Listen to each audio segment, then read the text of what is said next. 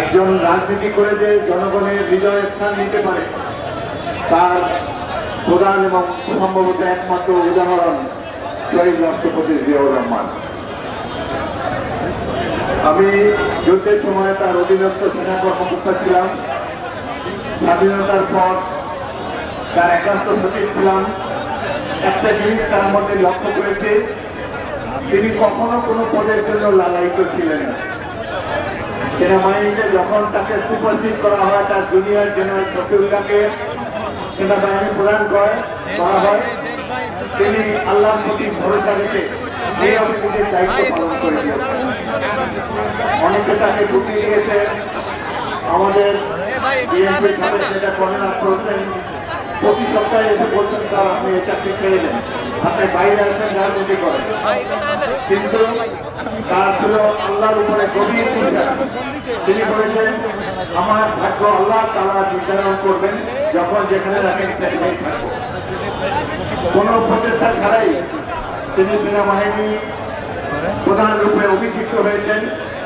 সেনাবাহিনী প্রধান রূপে তার কোনো চিন্তা ভাবনাই ছিল না। তিনি অত্যন্ত স্যাটিসফাইড ছিলেন এবং এখান থেকেই তিনি অবসর নিয়ে অবসর জীবন কাটাবার জন্য প্রস্তুত হয়েছেন। এমনই সময় আল্লাহর তরফ থেকে নির্দেশ এসেছে, জনগণ তাকে রাষ্ট্রপতি রূপে বরণ করে নিয়েছে। তার নিজের রাষ্ট্রপতি হওয়ার জন্য কোনো ধরনের আকাঙ্ক্ষা কিছুই ছিলেন না।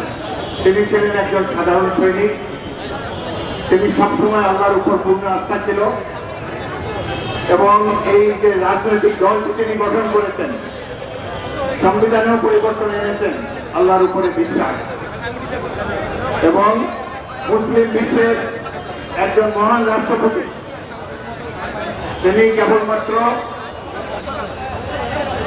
নিজের রাষ্ট্রের মধ্যেই রাজনীতি করেননি, বহির্বিশ্বেও তার এমনই ব্যক্তিত্ব ছিল, বহির্বিশ্বের লোকেরাও তাদের বিবাদ বিসম্বাদ নিরসনের জন্য তাকে নেমে এসেছে।